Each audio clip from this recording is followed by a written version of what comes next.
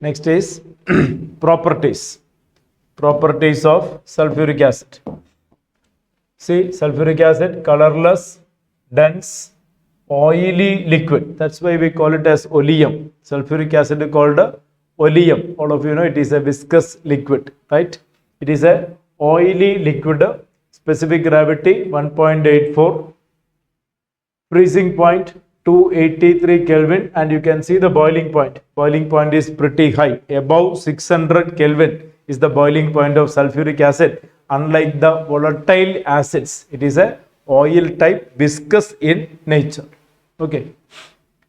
It dissolves in water with the evolution of large quantity of heat. Hence, care must be taken while preparing sulfuric acid solution. The concentrated acid must be added slowly into water with the constant stirring. All of you know how to make sulfuric acid dilute. Concentrated acid must be added slowly into water with the constant stirring. Don't do the other way. There will be some sort of explosion, right? You see the specific characteristics of chemical reactions of sulfuric acid due to its low volatility, that is oil type character, so that it is able to displace volatile acids from their salt solutions. Strong acidic nature, it's a good acid, strong acid. Strong affinity for water, it's a very good dehydrating agent. Sulfuric acid is a very good dehydrating agent. And ability to act as a oxidizing agent. Sulfuric acid is a reasonably good oxidizing acid. Unlike hydrochloric acid, it is a reducing acid, and the sulfuric acid is a oxidizing acid. Okay. So what are the important properties? Low volatility, strong acid, a good dehydrating agent, and ability to act as a oxidizing agent. It is able to give two salts. It's a dibasic character. You get hydrogen sulfate first and sulfate next. Ka1 value very large, while Ka2 value is lower when compared. Larger Ka1 value means that sulfuric acid is largely dissociated into H plus and HSO4 minus. So Ka1 value, like any acid, Ka1 value is larger than Ka2 value for sulfuric acid. Greater value of dissociation constant indicates that it's a strong acid. It is giving two types of salts, normal hydrogen sulfate and sulfate. Okay, that is the characteristics of sulfuric acid.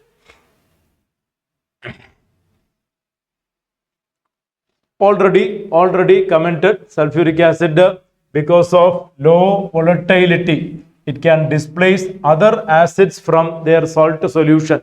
Mx, M is a metal, X means fluorine, chlorine, NO3.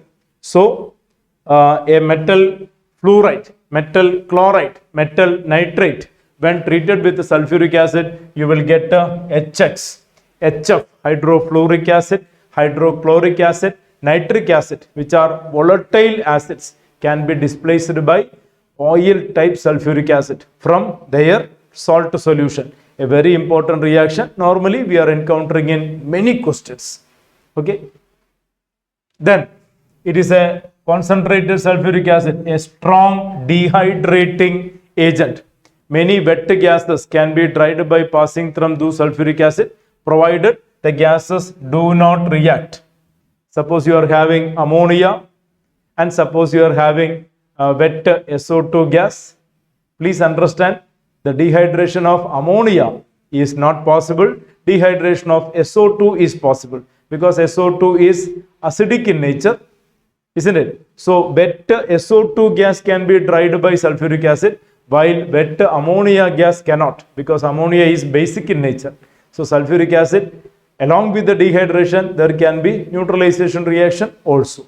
Okay, so it acts as a strong dehydrating agent. It can be used to dry many wet gases, provided they don't react with the acid. Sulfuric acid remove water from organic compounds. Charring action of sugar. Charring action of sugar, very famous reaction. From sugar, water molecule will be eliminated. You get carbon black. Carbon black. This is a charring action of sugar. If you take a sugar solution and a slight bit of sugar solution in a test tube and add concentrated sulfuric acid, you can see the carbon black is bumping out of the test tube like that. So it's a strong dehydrating agent. Charring action of sugar is due to dehydrating property of sulfuric acid. Hot concentrated sulfuric acid is a moderately strong oxidizing agent. You can see copper is oxidized to copper sulfate and itself it is reduced to sulfur dioxide. Sulfur converted to sulfur dioxide. Carbon converted to carbon dioxide and itself it is converted to sulfur dioxide. So reaction with the carbon is oxidized to carbon dioxide, sulfuric acid is reduced to sulfur dioxide, you get two different gases. That was a question earlier asked. Which of the following react with the concentrated sulfuric acid, providing two different gases? Carbon. Okay. So these are pertaining to the reactions of sulfuric acid. And listing the uses of sulfuric acid, I would say this list will be too less, because sulfuric acid find application in more than 90% of various industrial operations. Sulfuric acid is a essential commodity, right?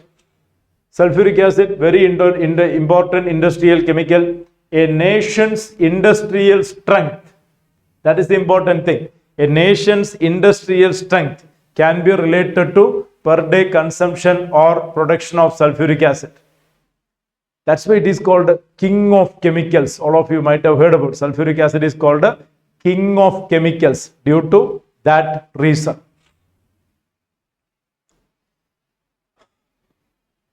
Various fertilizer industries preparing ammonium sulfate, superphosphate, petroleum refining, pigment industry, paint industry, dye stuffs, detergent industry. See, it is too a short list compared to the application of sulfuric acid. Every industry, almost all industry makes use of sulfuric acid in one way or other. That is the importance of sulfuric acid, and quite natural it is so called king of chemicals. Okay. And there we conclude about sulfuric acid. And we were talking about preparation of sulfuric acid, that is contact process, and now properties and characteristics of sulfuric acid. And there we come to an end of group 16. So group 15 over, where we were discussing dinitrogen, ammonia, phosphine, allotropes of phosphorus, oxides of nitrogen, nitric acid, right? PCl3, PCl5, oxoacids of phosphorus. There was a detailed talk. Then it was oxygen family, dioxygen, ozone, sulfur dioxide, allotropic forms of sulfur, oxoacids of sulfur, in a special talk on sulfuric acid. Okay. Now on to group 17. Group 17, all of you know, it is called halogens. Group 17 called halogens. Fluorine, chlorine, bromine, iodine, astatine, tennessine. These are the group 17 halogens. We call them halogens. Halo means salt, salt generating. That is the meaning, halogens. They are highly reactive nonmetals. Highly reactive nonmetals. And what is the order of reactivity? Highly reactive nonmetals. What is the order of reactivity? Order of reactivity F2, very high reactive, then chlorine, then bromine, and then iodine. The reactions of iodine are too slow and reversible, while reactions of fluorine are uncontrollably violent. Right?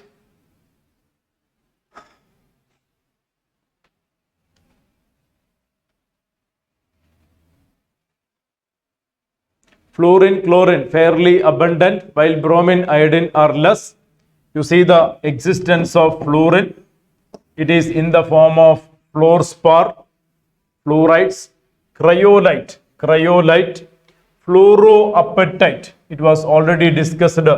Phosphate compound, calcium phosphate compound, fluoroapatite family compound, fluoroapatite, chloropatite, hydroxyapatite. Already discussed earlier.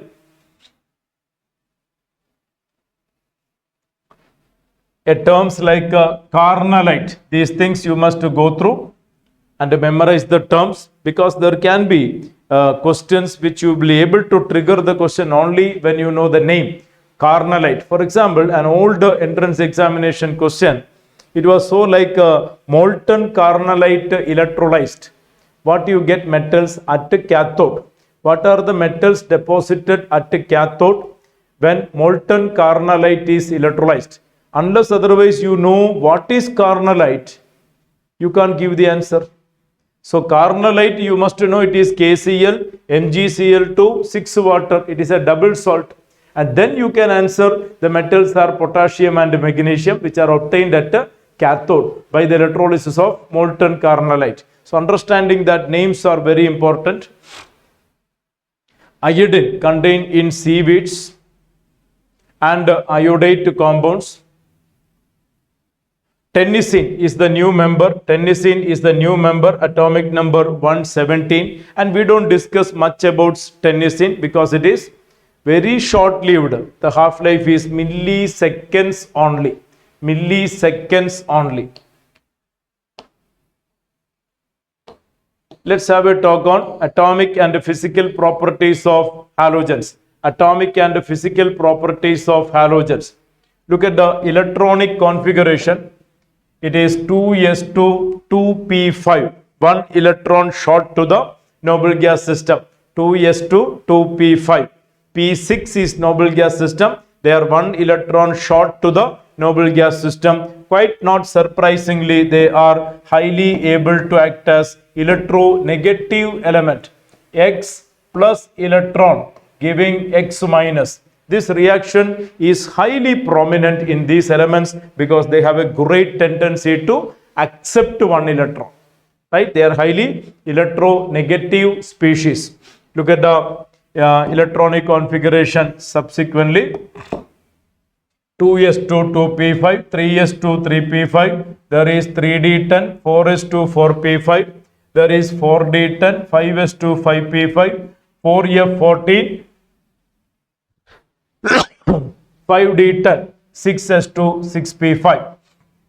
The members are fluorine, chlorine, bromine, iodine and astatine. Covalent radius increases down the group regularly.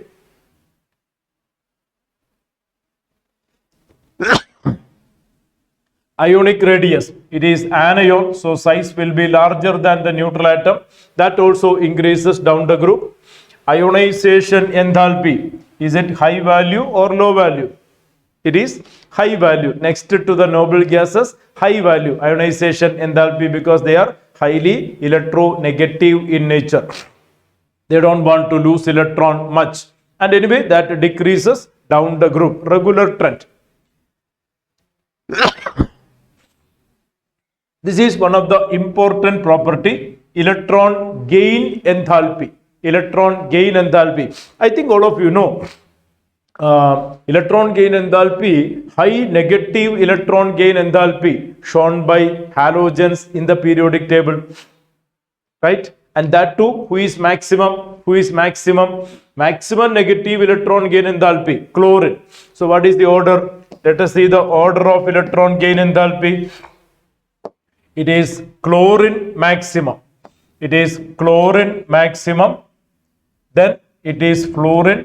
Then it is bromine. Then it is iodine. Minus 349, 333, 325, 296. That is the order of electron gain enthalpy. Why fluorine lower value? A lower negative electron gain enthalpy of fluorine attributed to small size. Fluorine is smaller in size and hence there is interelectronic repulsion. So due to small size fluorine, we can see the interelectronic repulsion causes lower negative electron gain enthalpy compared to chlorine. So chlorine is having high electron affinity compared to fluorine. Okay. Electronegativity, most electronegative element, the so-called superhalogen, it is fluorine. then chlorine, bromine, it comes like that regular trend. Look at the hydration enthalpy. Fluorine having substantially high hydration enthalpy, above 500. What about chlorine? Chlorine is below 400. So hydration enthalpy of fluorine is much high. That too is reflecting in many of the properties of fluorine. Hydration enthalpy much higher in fluorine, above 500, while in chlorine it is below 400, 381. And down the group, as the size increases, hydration enthalpy decreases. There is one more table given for the elementary diatomic molecules of this species, F2, Cl2, Br2. You see the melting point, boiling points are pretty low. Their melting point, boiling points are pretty low, as all of you know. Fluorine is a gas, chlorine is a gas, bromine is liquid, the one and only liquid non-metal, bromine. Iodine is a solid. Iodine seems to be like metallic luster having, but it is only having that luster, but it is non-metal. And it has the property as a volatile solid. It is subliming character. Density increases down the group. Bond length, XX bond length increases down the group. 143, 199, 228, 266. It's a matter of size. Fluorine to iodine, as the size of the atom increases, bond length increases. Quite interesting point is bond dissociation enthalpy. Look at the bond dissociation enthalpy. Maximum chlorine. After chlorine, it is not fluorine, again it is bromine. So the order of bond dissociation enthalpy, that's a quite interesting and important order. It is Cl2 maximum, and then Br2, then F2, and then I2. Fluorine comes unexpectedly in the third position. Sir, why unexpectedly? See, fluorine is small atom coming close, so the bond enthalpy should be expected large.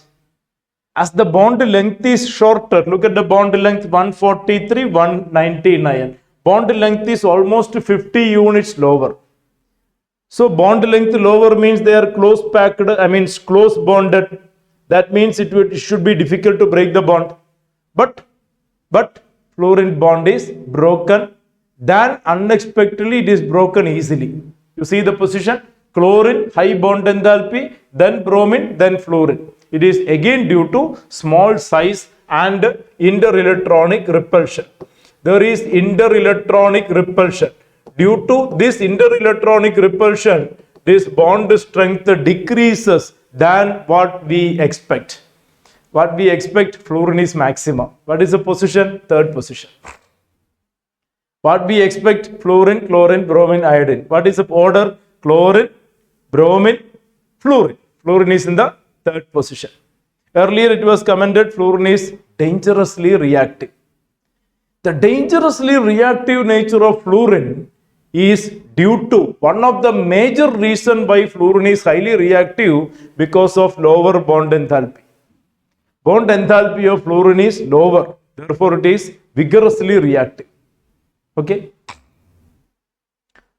While the standard reduction potential, that's a measure of oxidizing nature of the species. The standard reduction potential, you can see E naught value F2 bar F minus 2.87, Cl2 bar Cl minus 1.36, and Br2 bar Br minus, that is 1.09, and I2 bar I minus, it is 0.54. So what is the order of oxidizing power? Oxidizing power will be F2 greater than, Cl2 greater than, Br2 greater than I2. That is the oxidizing power. F2 is powerful oxidizing agent. It is too powerful oxidizing agent that it can oxidize water. It can oxidize water. Fluorine is a very good powerful oxidizing agent with a very high reduction potential. So this reduction is easily happening as it is indicated by the potential. High reduction potential means easy reduction. That means this is a powerful oxidizing agent. In fact, this is a weak reducing agent. So what is the order of reducing property? Reducing property order will be just reverse. I minus Br minus Cl minus F minus. That is the order of reducing property. So order of oxidizing property F2, Cl2, Br2, I2. What is the order of reducing property? I minus, Br minus, Cl minus, F minus. Very important point. Okay. So that is about atomic and physical properties referring the table. Now what next? Electronic configuration, atomic property, all these points we have discussed. What next? Electronegativity. Now on to the physical properties. Physical properties. Let us see some points are there. Fluorine, chlorine gases already commented. Fluorine, chlorine gases, bromine liquid, iodine solid already commented. All halogens are colored in nature. All halogens are colored in nature. Fluorine yellow color, chlorine greenish yellow, chloros. The name chloros came from greenish yellow color, chloros. Chlorine greenish, bromine red, orange red, iodine is violet in nature. Why they are able to show color? The coloration is due to absorption of radiation in visible region, and which causes excitation of electrons, and that is the reason for color. All halogens are colored in nature. Fluorine, chlorine gases, bromine liquid, iodine solid. Fluorine, chlorine react with water, bromine, iodine sparingly soluble. And all these things we have discussed already. And regarding the oxidation number of halogens when we analyze, we can see the normal oxidation number is -1. Halogens are well known for their -1 state, as they are short of 1 electron to the noble gas system. They have a great tendency to accept 1 electron and come to -1 state. That is the most observed property. At the same time, other than fluorine, chlorine, bromine, iodine can exhibit +1, +3, +5, +7 oxidation state also. How giving +1, +5, +3, +5, +7? In the ground state, this is the electronic configuration involving this one unpaired electron. It can be -1 or +1. When it go to first excited state, one of the electron is getting excited, this electron getting excited to this, you get 1, 2, 3 unpaired electron, and thereby you can see +3 oxidation state. And in the second excited state, one more electron is shifted. One more electron from this pair condition go to d orbital. You have 1, 2, 3, 4, 5 electrons ready for bonding, +5 state. And third excited state, it is wrongly printed here. One more electron from here getting excited, and it is wrongly printed. Let me correct it. It is not like this, it is rather like this. Only one electron. And what will be the final third excited state condition? You have one electron, 2, 3, 4, 5, 6, 7. It can show +7 oxidation state. So in the ground state, -1, +1. In the first excited state, 1, 2, 3, +3 state. Second excited state, 1, 2, 3, 4, 5, +5 state. Third excited state, 1, 2, 3, 4, 5, 6, 7 electrons can contribute in the bond formation, giving +7 oxidation state. So the oxidation state observed in halogens, -1, elementary state 0, -1 minimum state, maximum state +7. So it will be -1, elementary state 0, +1, +3, +5, +7. This is the most commonly encountered variability in halogens. Of course, not necessarily, but sometimes others are also possible. Okay, most commonly encountered, these are the states. And that is well demonstrated with the diagram in the textbook. How is the order? -1, 0, 1, 2, sorry, minus 1, 0, 1, 3, 5, 7. 1, 3, 5, 7. Okay.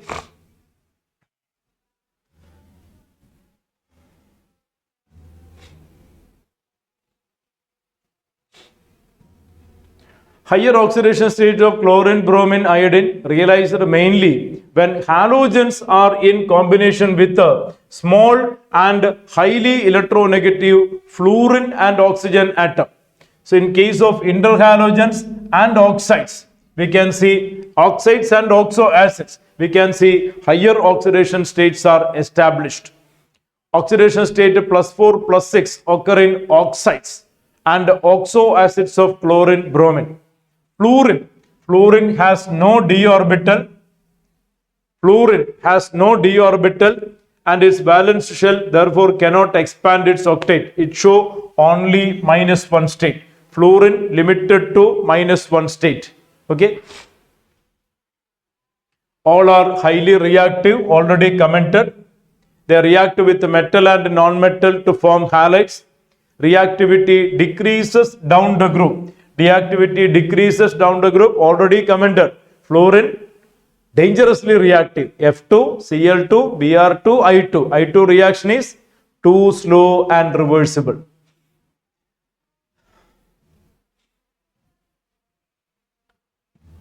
Have a look at the oxidizing, reducing property of halogen. Fluorine can oxidize chloride, bromide, iodide. Fluorine X minus is chloride, bromide, iodide. Fluorine can oxidize chloride, bromide, iodide. So if you take NaCl solution and pump yellow colored fluorine gas into it, you can see greenish yellow another gas escape. It is nothing but chlorine. So fluorine can displace chlorine, bromine, iodine. Fluorine can oxidize chloride, bromide, iodide. Chlorine can oxidize bromide, iodide, while bromine can oxidize only iodide. So fluorine can displace chloride, bromide, iodide. Very important. Chlorine can displace bromide, iodide. Bromine can displace iodide. Clear? While iodide can reduce. Iodide can reduce bromide, bromine, chlorine, fluorine. Iodide can reduce all halogen. Bromide can reduce chlorine, fluorine. Chloride can reduce fluorine. Like that. And this is the overall reaction which is indicating the standard reduction potential. Standard reduction potential for fluorine very high. Standard reduction potential for fluorine very high because of the favorability which we can understand. Half F2.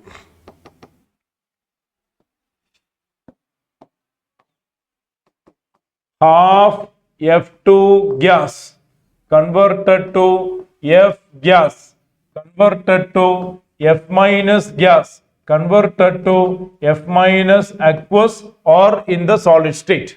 I mean in the ionic solid state forming a crystal. This is bond dissociation enthalpy, which is an endothermic process.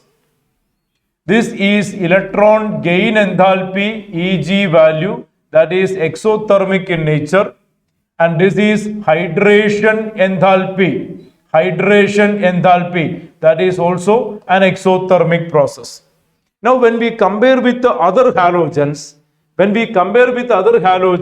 this is endothermic process, and for fluorine bond dissociation enthalpy is lower.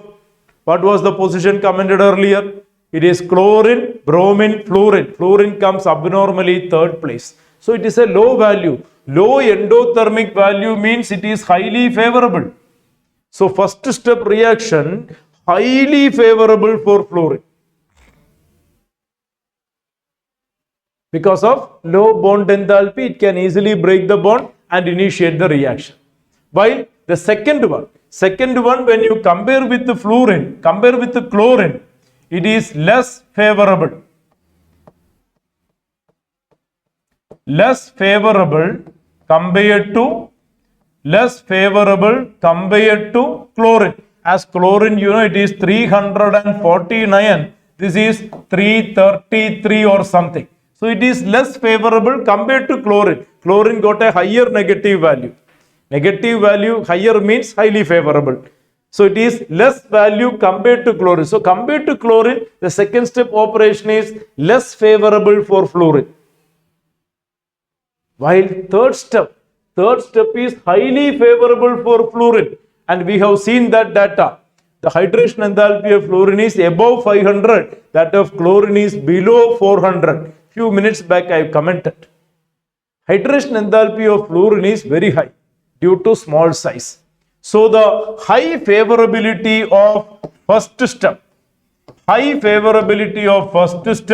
and third step make the overall process to be highly favorable, and the standard reduction potential E naught value F2 bar F minus, it is plus 2.87. That means this overall process is highly feasible.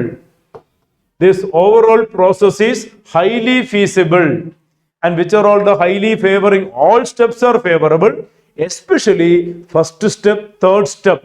It is highly favorable compared to the nearby next member, chlorine. Therefore, the standard reduction potential of fluorine found to be very high value, positive value 2.87. So it undergo easy reduction and act as a strong oxidizing agent. F2 is a powerful oxidizing agent. Do we have evidence? Yes, definitely. I told you few minutes back, fluorine can oxidize water. Water is not that much easily oxidized by somebody. Fluorine can oxidize water. Hope you understand the point. Right. That is what demonstrated over here, and you can see the oxidizing action of fluorine. Fluorine can oxidize water. Look at this reaction, quite interesting to watch. Fluorine can oxidize water, liberating oxygen gas. Meanwhile, the reaction of fluorine and iodine, you can see just opposite. It is just opposite to each other. This reaction and this reaction, just opposite, easy to memorize. You see that F2 with water, HF and oxygen, while HI with oxygen, I2 and water. Just opposite reaction, just watch that. While chlorine and bromine, Cl2Br2, undergo disproportionation. X20 becomes -1 and +1. They undergo disproportionation, giving HCl, HOCl, giving HBr, HOBr. That is the way they are reacting with the water. So fluorine oxidizes water, giving oxygen and HF. Chlorine bromine disproportionate in water, giving HCl, HOCl, HBr, HOBr. While reaction of iodine with water is just opposite reaction to that of fluorine. Okay. No more discussion on anomalous behavior of fluorine. Already we have discussed in detail. Anomalous behavior of fluorine. Hydrides, this is discussed in detail. Hydrides, table 7.2, 7.7, 7.9. It was detailed discussed in the early segment when we were discussing hydrides of group 50. Table 7.2, 7.9, 7.7, 7.9. 7.2 from nitrogen family, 7.7 from oxygen family, 7.9 from halogen family, and hydrides. Detailed discussion was done. Thermodynamic stability, bond angle, bond length, acidic character, basic character, reducing property, everything. Bond dissociation enthalpy, enthalpy of formation, everything been taken for discussion earlier. Reactivity towards oxygen. Reactivity towards oxygen. How halogens are reacting with the oxygen. It is some important points we need to go through. You see that halogens form many oxides with oxygen, but most of them are unstable. fluorine forms OF2 and O2F2. Fluorine forms OF2 and O2F2. While OF2 is thermally stable. OF2 is thermally stable. These are basically oxygen fluorides. Basically oxygen fluorides, and it was discussed earlier. The oxidation state of oxygen. Oxidation state of oxygen is +2 here and +1 here. They are strong fluorinating agent. They are strong fluorinating agent. O2F2 oxidizes plutonium to PuF6 and is used in removing plutonium as PuF6 in spent nuclear fuel. And this is also commented already. A combination of kinetic and thermodynamic features. A combination of kinetic and thermodynamic factors lead to the generally decreasing order of stability of oxides. Which is most stable oxide? Iodine oxides are most stable than chlorine, than bromine. Bromine oxides are found to be least stable and is also sometimes referred as middle row anomaly. Middle row anomaly, like that. Higher stability of oxides of iodine due to greater polarizability of the bond between iodine and oxygen. In case of chlorine, multiple bond formation between chlorine and oxygen take place due to availability of d orbital, and that lead to increasing stability. So with iodine, high polarizability, with the chlorine, multiple bond formation, they favors the stability of oxides. Bromine lacks both these characteristics. In bromine, both these are not observed, and abnormally it is found to be less stable, both thermodynamically as well as kinetically. The higher oxides of halogen tend to be more stable than the lower ones. Higher oxides found to be more stable than the lower ones. The chlorine oxides Cl2O, ClO2, Cl2O6, Cl2O7 are highly reactive and they are very good oxidizing agent. They may tend to explode. ClO2 used in bleaching purpose. Oxides of bromine Br2O, BrO2, BrO3, they are least stable, sometimes also referred as middle row anomaly, and they are powerful oxidizing agent. Stability can also be related to oxidizing property. Lesser the stability, greater the oxidizing property. Iodine oxides I2O5, I2O5, I2O7, they are insoluble solids and decompose only on heating. I2O5, very good oxidizing agent and is used in the estimation of carbon monoxide. We are learning in other segments of the other chapters, estimation of carbon monoxide using I2O5. Next is reactivity towards metal. Halogens react with the metal to form metal halides. Metal halides are generally ionic in nature. Because metal halogen electronegativity difference is greater. That's why.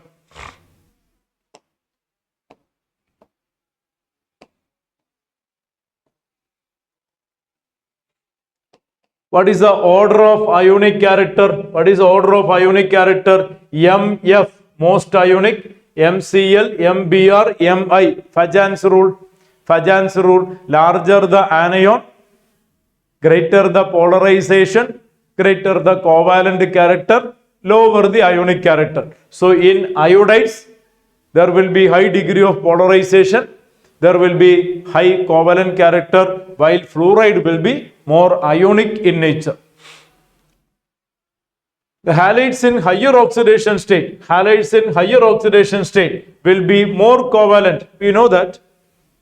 For example, these are more covalent than the corresponding lower state. Higher oxidation PCl5 is more covalent than PCl3. So higher oxidation state will be more covalent. We know that. And these are interhalogen compounds. XX-, XX-3, XX-5, XX-7. AB type. There are 4 types of interhalogen compounds. AB type, AB3 type, AB5 type, AB7 type. XX-, XX-3, XX-5, and XX-7. These are the 4 types of interhalogen compounds. What is meant by interhalogen compounds? Compounds formed between the halogens. Compounds formed between the halogens is called interhalogen compounds, right? And there are 4 types. Why 4 types? Few minutes back we have seen oxidation states 1, 3, 5, 7, right? The prominent oxidation states we have discussed a few minutes back. So 1, 3, 5, 7. That's why XX-, XX-3, XX-5, XX-7. What is X? What is X-? X is a larger atom and X- is a smaller atom. For example, IF7. IF7. This is a larger atom X and this is a smaller atom X-. Like that. So smaller atom becomes surrounding atom and larger atom become central atom. Clear?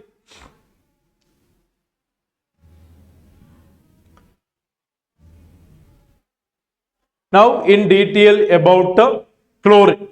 Now in detail about chlorine. Chlorine gas. Chlorine discovered 1774 by Scheele. Action of HCl on MnO2. Humphrey Davy established the elementary nature of chlorine.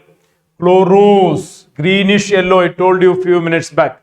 See the reaction where MnO2 converted, MnO2 oxidizes HCl to chlorine. MnO2 oxidizes HCl to chlorine. HCl is oxidized to chlorine. Another reaction, NaCl MnO2. Again, same reaction, you get chlorine.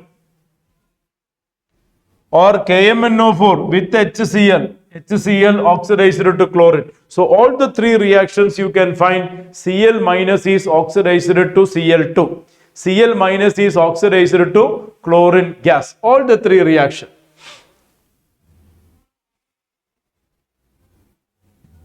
While there is a process, Dickens process, oxidation of hydrogen chloride again. By catalytic operation, you get chlorine gas. Using cupric chloride catalyst, HCl is oxidized to chlorine. Or chlorine can be obtained as a byproduct in the electrolysis of brine solution. When you electrolyze the brine solution, several operations, chlorine can be obtained as a byproduct. Where chlorine is obtained? Cathode or anode? Definitely anode. Cl minus obtained at anode. Chlorine is an important byproduct during the electrolysis of brine solution. Look at the properties of chlorine. Look at the properties of chlorine. It is a greenish yellow gas with a pungent suffocating odor, 2 to 5 times heavier than air, which can be easily liquefied into greenish yellow liquid, and the boiling point is 239 Kelvin, soluble in water. Look at the reactions of chlorine with the metals and non-metals, with aluminium, sodium, iron, phosphorus, sulfur. With the different metals and non-metals, chlorine react, giving aluminium chloride, NaCl, FeCl3, PCl3, S2Cl2. It has got a great affinity with hydrogen. Chlorine has got a great affinity with hydrogen. So it will withdraw hydrogen from every such situations. You see that H2Cl2 giving HCl, H2S, hydrogen is withdrawn. C10H16, hydrogen is withdrawn. It has got a great tendency to abstract hydrogen from such mediums, right? And one more point, reaction of chlorine with the alkali, with the cold dilute NaOH. Chlorine will give you NaCl, NaOCl and water, while with the hot concentrated NaOH, chlorine can give you NaCl, water and NaClO3. NaClO3. So here the action is chlorine Cl0, Cl20, reduced it to -1 and oxidized it to +1. While here chlorine 0, reduced it to -1 and oxidized it to +5. So when it is dilute, cold dilute NaOH, you get chloride and hypochlorite. While hot concentrated NaOH, you get chloride and chlorate. And with the lime, it is giving bleaching powder. This is commercial bleaching powder. Commercial bleaching powder contain hypochlorite, chlorine +1, and chloride, chlorine -1. And this is giving the bleaching action. Hypochlorite is giving the bleaching action. Chlorine can react with a variety of hydrocarbons. You see methane. Methane with chlorine in presence of light, you are getting substitution product. You may get a CH3Cl, you may get a CH2Cl2, you may get a CHCl3, you may get a CCl4. Stage by stage, hydrogen is displaced. What is the reaction? It was learned. Yes, it is free radical substitution reaction. Free radical substitution reaction. Look at the next one. Ethene added with the chlorine, you get 1,2-dichloroethane. What is the reaction? This is, yes, it is electrophilic addition reaction. It is electrophilic addition reaction. It was taught in the classes, anti-addition. Halogenation is anti-addition. Chlorine, bromine added across the double bond. Anti-addition. Electrophilic addition reaction. You see, chlorine water on standing loses yellow color due to formation of HCl and HOCl. So you can get the litmus test. So you can get the litmus test for acid when you take chlorine water. And on the course of time, the color of the litmus paper will become colorless. So it is giving litmus test for acids because there is acid. After some time, the color of the litmus paper will be disappearing because there is HOCl formed, gives nascent oxygen responsible for oxidizing and bleaching properties. It gives bleaching action. And due to bleaching action, on the course of time, the color of the litmus paper will disappear. So when you use litmus test in chlorine water, the first test you get a test for acid, and subsequently the color of the litmus paper will disappear due to bleaching action. Clear? Chlorine can oxidize ferrous to ferric. Chlorine can oxidize sulfite to sulfate. Chlorine can oxidize sulfur dioxide to sulfuric acid. Chlorine can oxidize iodine to iodic acid. So chlorine is a reasonably good oxidizing agent. Of course, coming after fluorine, it is a powerful bleaching agent, and bleaching action is due to oxidation.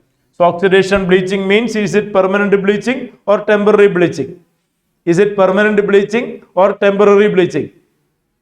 It is permanent bleaching. Permanent bleaching. That is bleaching action of chlorine. And these are the uses involved in chlorine. Bleaching wood pulp, bleaching cotton textiles, in the extraction of gold and platinum, manufacturing of dye and all that.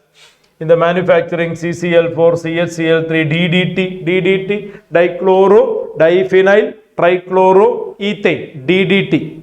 This is DDT. Somewhere in the chapter we need to learn that structure DDT. This is DDT.